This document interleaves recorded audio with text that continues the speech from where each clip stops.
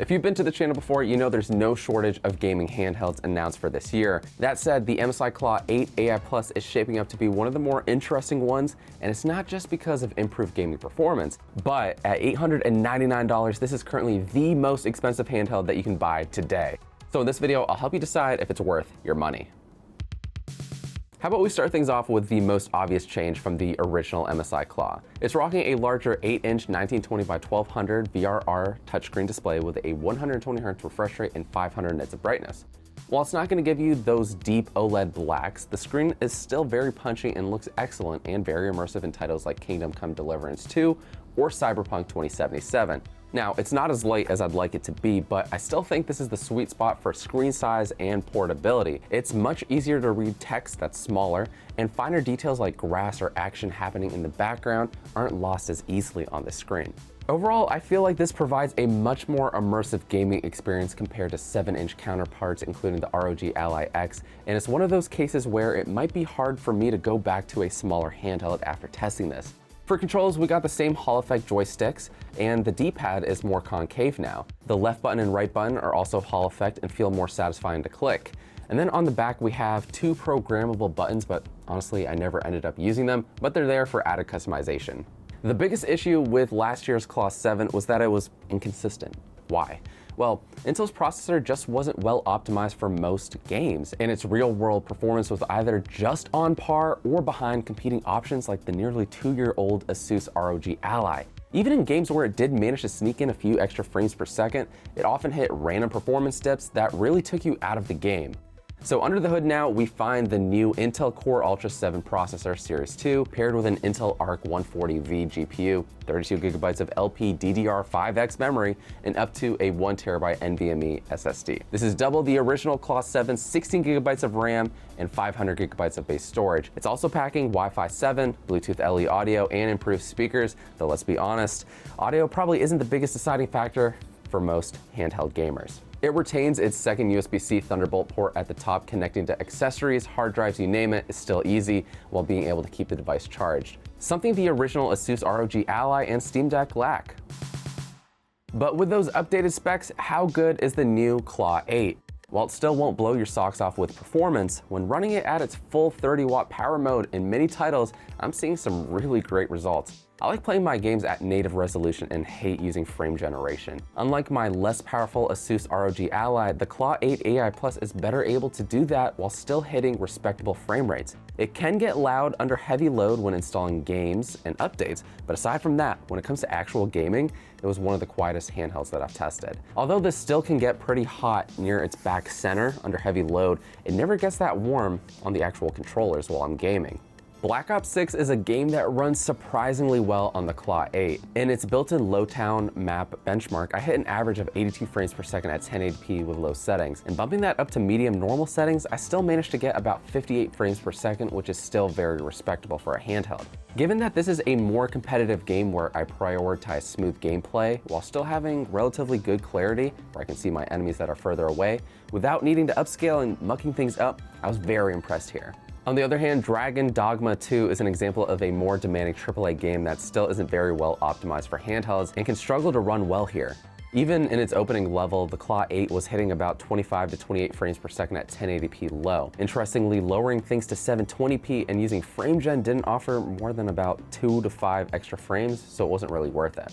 That said, newer games like Kingdom Come Deliverance 2 run exceptionally well on the Claw 8. I can consistently hit high 30s to low 40s at 1080p with a mix of low, medium, and high settings, which I think offers a really good balance of visuals and performance. Battery life is another big selling point. With its 80-watt battery, MSI claims that the Claw 8 AI Plus can hit up to 44% better battery life compared to the Ally X in some games. With the Claw 8 AI Plus at its full 30-watt power mode and PC Mark 10 battery life tests, it gets almost 2.5 hours. MSI also claims that the Claw 8 can offer over 4 hours of gaming time in its endurance mode, but that's going to take a huge hit to performance, so it's really best suited for more casual titles. In my experience though, I was able to get reliably about 2 hours or so of gaming at its max 30-watt performance mode. But this larger battery and its more efficient processor also means that for non-gaming tasks like browsing the web or writing documents, if you're someone who does that on the go, it can last about 12 or even 13 plus hours in its endurance battery saver mode. And finally, I'm a big fan of MSI's cleaner Quick Bar overlay, which not only feels less intrusive to pull up when you're in the middle of a game, but it actually feels like an extension of Windows 11, and I actually mean that in a good way. It's semi-transparent, looks very polished, and is very snappy. Its main quick settings give you access to the usual brightness, volume, power modes, and other device settings like switching performance modes, viewing FPS, or changing color effects, all without the clunky, intrusive sidebars that we've seen on previous versions. You'll also find access to Xbox Friends and Xbox Achievements and other really cool widgets with the option to add even more. It's the closest thing to feeling like an Xbox handheld for now. You can find our full review and the best deals for the MSI Claw 8 in the description. And while you're there, be sure to subscribe for more handheld content. But now, let's get into some of the reasons you may want to skip on this. First, it might be the most powerful gaming handheld for now, but you're definitely paying a premium for it. On one hand, the Claw 8 offers a larger display and better specs and performance than the Ally X, which is currently its biggest competitor. And in many ways, I do think it is worth the extra $100 over that Ally X, but I also consider the Ally X to be overpriced.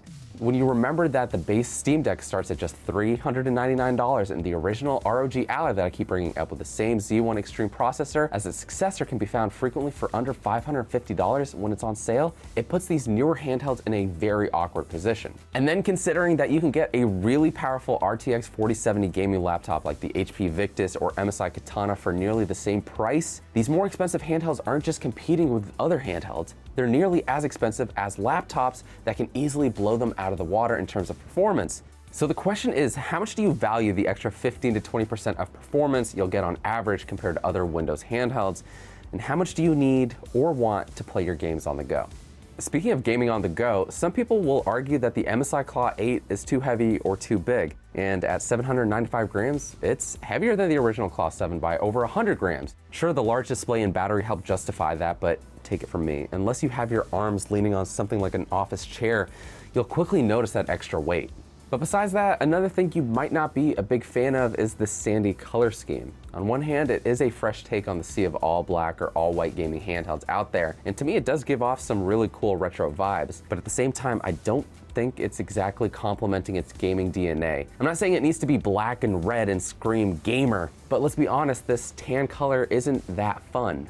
Windows 11 allows you to do a lot more than just game on this, but it's terrible to use on a small touchscreen, especially with no peripherals connected. And like I've shared, MSI Center does a good job at helping you change important settings and jumping between your games, but for everything else, without a mouse or keyboard, you're gonna have a really rough time. So, if you need a new gaming handheld today, should you get the MSI Claw 8 AI Plus? This is currently my favorite handheld, but it comes with some caveats. It offers an excellent combo of performance and display that has actually re-sparked my love for playing games on the go. But its asking price is a very tough pill to swallow. It does outperform competing handhelds, but again, you can get a really solid gaming laptop for around the same price. So, are you willing to take a big hit to performance just so you can game with it on the go? Maybe. But what do you think of the new MSI Claw 8 AI Plus, and who do you think this handheld is best for? Let me know in the comments. You can find us everywhere at Tom's Guide, and you can follow me to see what other cool tech I'm reviewing. And until the next one, catch you later.